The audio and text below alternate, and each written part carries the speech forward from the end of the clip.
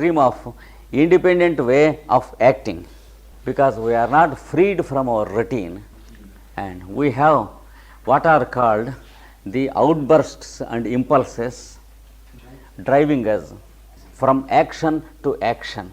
For example, anger and hatred, malice and jealousy, they drive us into action, and we will be like a dog driven by a fellow by the chain.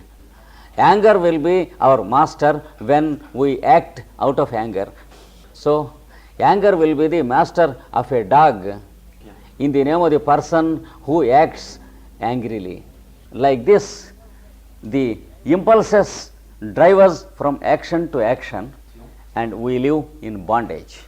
And then we have many sorrows and sufferings in life. We are forced to live in a miserable condition without independence of action, because when our impulses are binding us, how can we have independent action?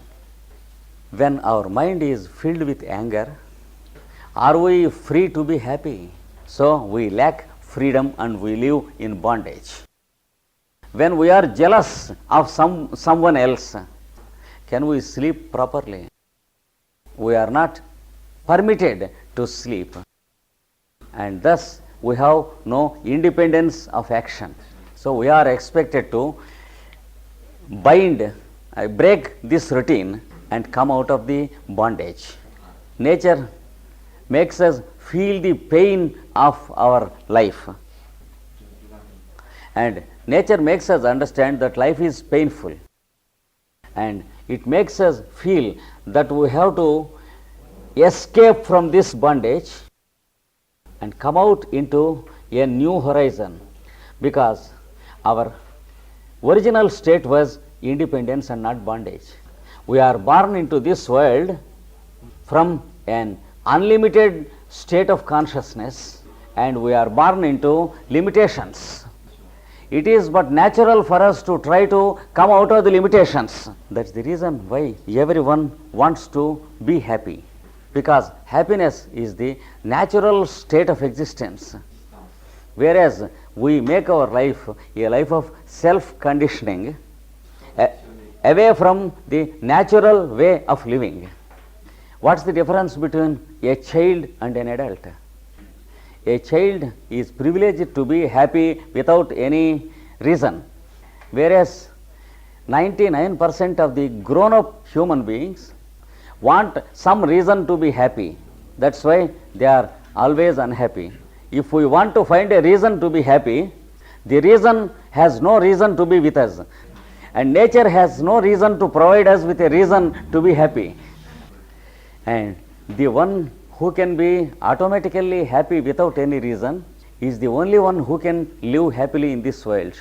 And a person who seeks reasons to be happy or reasons why he is unhappy is damned to live in unhappiness only.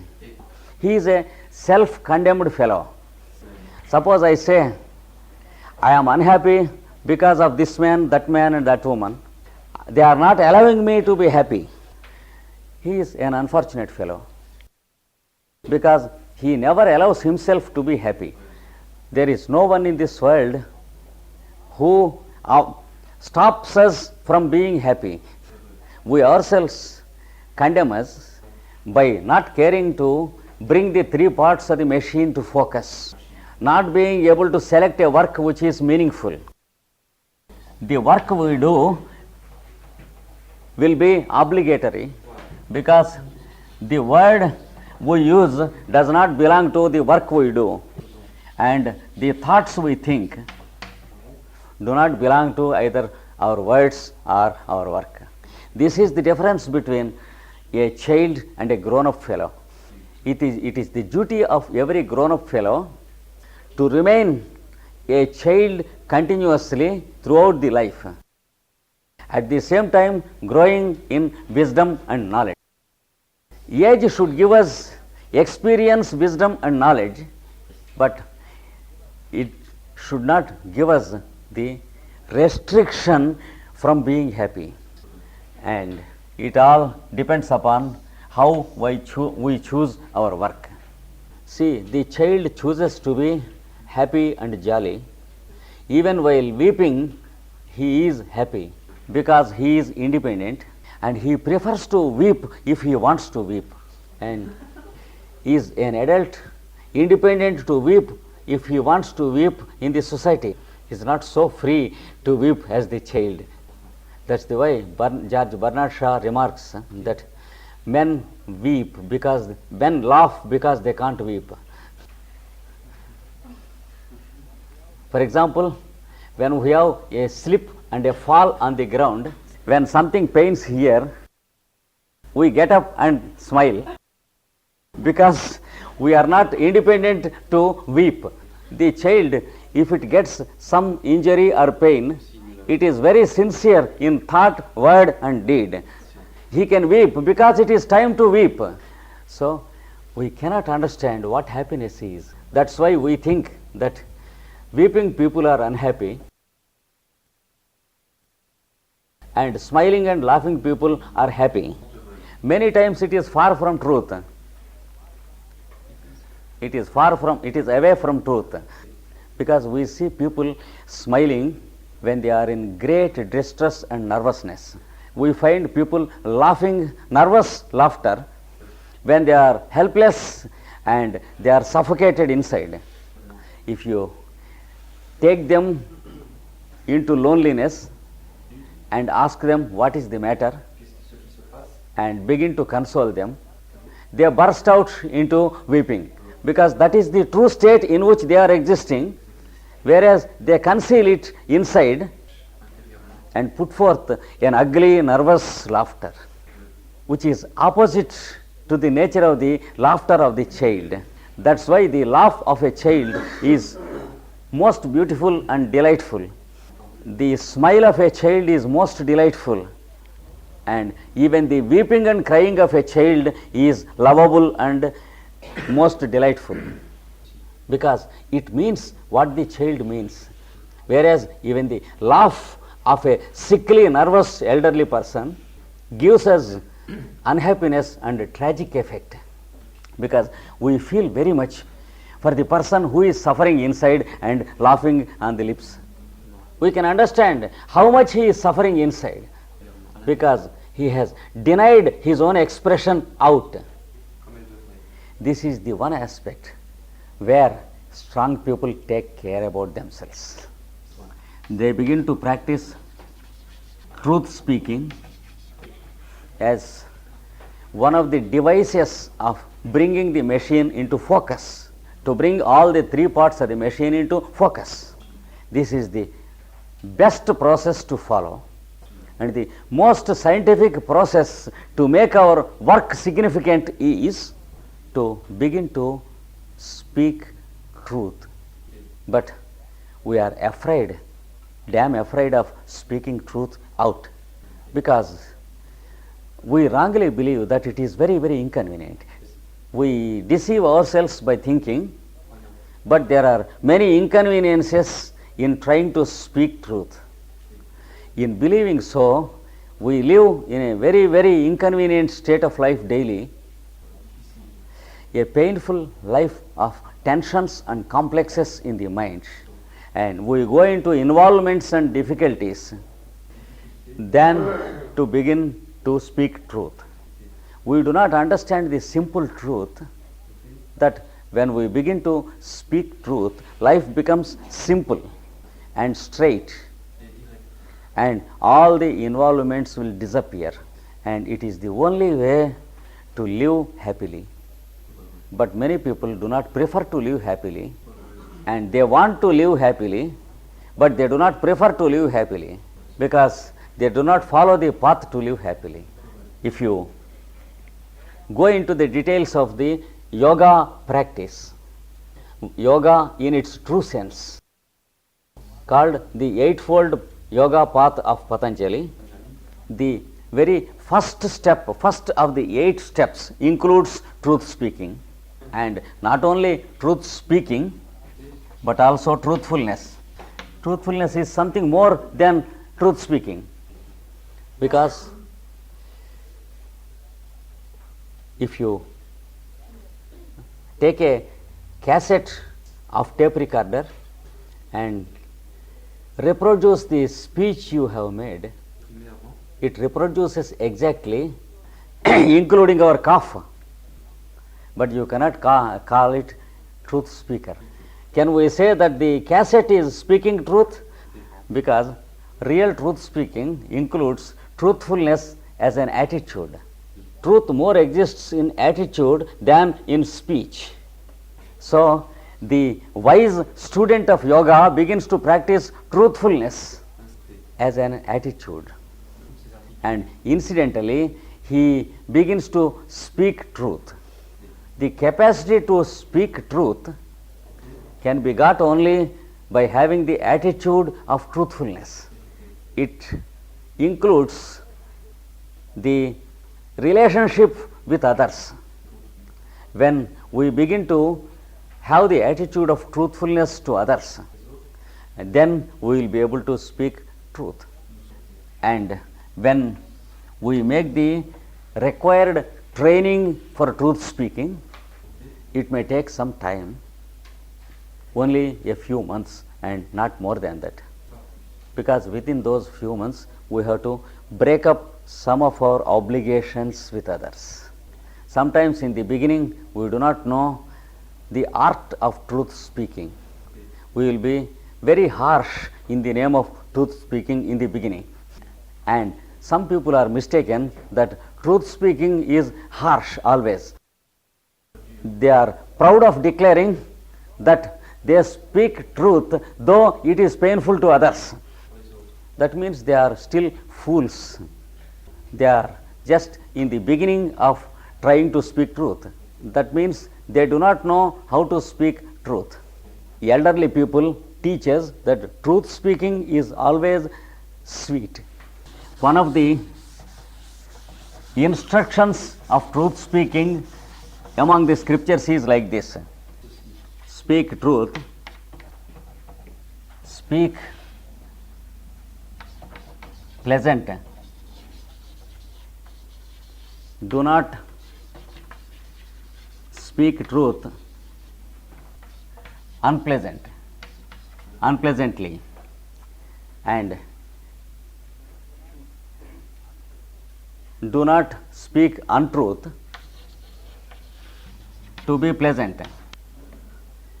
These are the injunctions of truth speaking, and he says this is the way how the experts speak truth. They make truth palatable and pleasant. Just as medicine can be made sweet, for example in homeopathy, any medicine can be made sweet. So also you have the art of making any truth palatable and pleasant to others. And if we begin to speak truth in this way, we develop to be truthful, then the work we do differs from what we were doing previously. We will be free from the routine way of doing the work, and we will be free from the obligatory way of doing work. The change will be like this: previously we will be doing what we want to do, and we are always unhappy. And after the practice of truth speaking, we know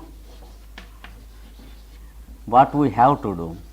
The change takes place. The daily routine takes another direction, and our work becomes more meaningful.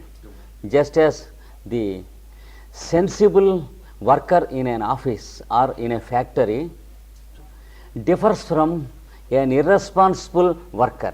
So, a person who wants to do what he wants to do differs from a person who does what he has to do. Now, this fellow will have no obligatory work with anyone. He will be working and he will be playing. He will play with his work.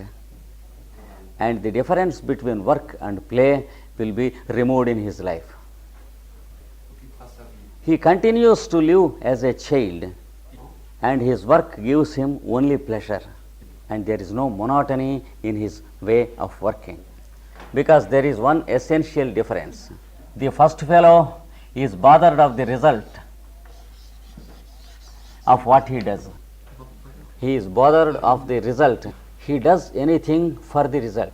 And the second fellow is not at all bothered about the result. He is devoted to the work aspect and not the result aspect of his work. At first it may appear unreasonable to you, but I will give you an example. You see a sincere student going to appear for examinations, reading and reading and reading the lessons again and again, but he finds it very difficult to memorize his lessons and reproduce in the examinations. Whereas the same student, if he makes a pleasure reading of a storybook or a novel, just easily and carelessly, even while going in a train or a bus, he remembers the whole story in all its detail, and he can easily reproduce when asked why he finds it so very difficult to remember his lessons, while he remembers the story very easily. The reason is the examination going student is bothered of the result. When his mind is on the result, it cannot be properly focused upon the reading. Automatically his reading is always out of focus, and it is very difficult for him to remember his lessons, for the simple reason that he wants to remember. He remembers always that he has to remember the lessons. So the idea of his results comes in between himself and the content of the textbook. There is the idea of his result which interferes with his reading, and automatically he can never remember his lessons. Here, a boy reading a storybook for himself voluntarily, it is not obligatory for him because he is doing it voluntarily, and he has no idea or intention to remember it. Therefore, there is nothing between his mind and the book, and automatically he remembers. So, the more he wants to remember, the more he forgets it, and the more he reads it directly, the more he remembers it. This is one of the secrets of work. If the student can be indicated by the teacher or the patient or the parent about this, if you are sensible enough to just indicate this to the student, he can be saved from great trouble and misuse of energy because of out of focus. And the same is the case with the work of these two fellows. A person who practices truthfulness in life, he will have his work done without any obligation. It is a voluntary business to do his work.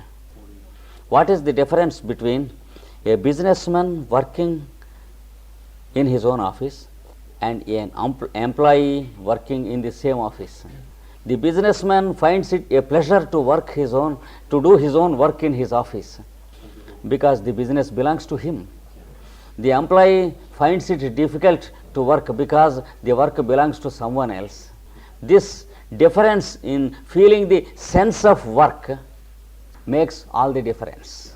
It makes life a failure to the fellow who cannot focus the parts of his machine. Throughout the life, he lives a life of drudgery and fatigue. He may be placed in a very high position in society. He may be earning about $5,000 or $6,000 a month. He may be enjoying many privileges in his office, but he feels a hell of his work, and he is not at all interested, but he is forced to do his work. But when once this change takes place in the person, he will have what is called devotion, and then work with devotion, it it will be a play and not work. When we study the lives of great saints and yogis and the holy people, we will observe how they led their lives. They led their lives as play and not work.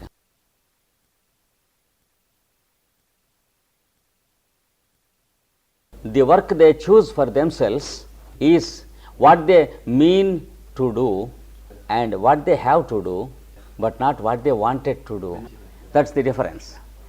If we want to do something, we may not be fit to do that something, and the result is we may have obstacles on the way. Suppose I am by nature and temperament a professor, but I want to do some business.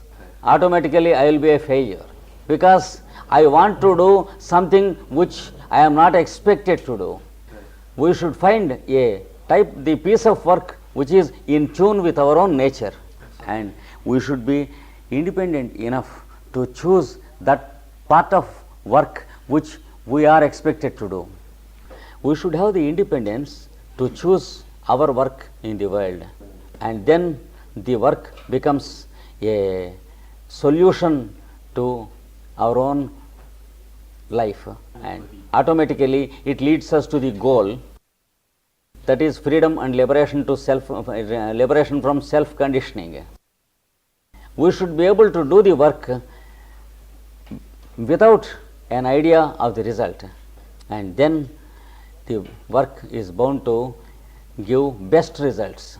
The more we are bothered of the result, the less will be the quality of the work we do, and then the poor is the result we produce. So result will have inverse ratio with our intentions about the result. The more we are interested in the result, the worse will be the result. The more we are interested in the work, the better and better will be the result. This is another secret of work. And those who are bothered of the results, let it be business or employment, they are the worst failures in life. And the more they fail, they are more bothered about the results. And the more they are bothered, the more they begin to fail. We should be out from this vicious circle. And unless we know this secret, and unless we can train the mind not to remember about the result, we cannot have a perfection in doing our work. I will give you one example. Take a fellow who is driving his car from about 2 weeks. Since 2 weeks, he has learned driving very recently. He is very careful about his driving, and with great attention he will be driving. He is nervous of his driving. His hands and legs are fully involved in his driving. His eyes and mind are fully involved in driving. Very, very careful only to mind the driving and nothing else. And if you are sitting by his side in his car and ask him some questions, he grows restless and nervous. He says, "We can talk after stopping the car. Now don't disturb me." And take the example of another person who is driving his car for the past 30 years in Brussels. You can talk to him sitting by his side in the car, and he will be conducting happy conversations, answering whatever you question, and maintaining a very pleasant mood and cutting jokes with you. And is he driving the car? He is not driving. Driving is done through him, and he is not driving. The first fellow, he is driving with all his strength. And what is the difference in the quality of driving? We have the worst experience of driving in the first case. We too grow nervous along with the driver, because at every step we fear an accident, because it is anything except driving. We find some nonsense and some nervousness in the name of driving. In the second case, there is no driving at all, and automatically you will get down from the car without remembering that your friend was driving. What's the difference? In the first case, he is driving. In the second case, he is not driving. His legs are driving and his hands are driving, but he is not driving. His eyes are driving and he is not driving. His mind is driving and he is not driving. What is he doing? He is sitting calmly in his own cabin, enjoying what he wants to enjoy, enjoying the conversations with his friend. And whenever he wanted to play a joke, he is playing a joke with his friend. The difference in the quality of driving of these two fellows will be the difference in the work of these two fellows in life. The second fellow automatically reaches perfection, and even though he is active throughout the day, he is not doing anything. Work is done through him, and he has no fatigue in doing his work. His body has no exhaustion of doing his work. Even before retiring to bed in the night, he is as fresh as he was in the morning. Whereas with the other fellow, he is always fatigued. Even in the morning fresh hours, the fellow appears like a hell with a fatigued Saturnian face, because he has the sense of doing work. Always he feels self-pity of what he does. He thinks to himself, see how much work I am doing. This makes him do the minimum work with maximum exertion, and the quality of work is worst, because it is anything but perfection. He can never reach perfection of his work in his life, because unfortunately he is conscious of his work. Whereas in the second case, he is not at all conscious of what he works. He is conscious of his playful mood, and automatically he is a friend and guide of everyone he knows. His presence is a pleasure to everyone, whereas in the first case, his presence gives fatigue to his friends. This is what the scriptures teaches about the secret of work. It is not the quality of work we select that makes us happy.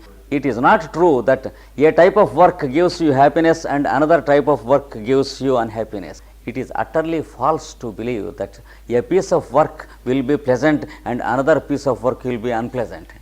But it is your art of assembling the three parts of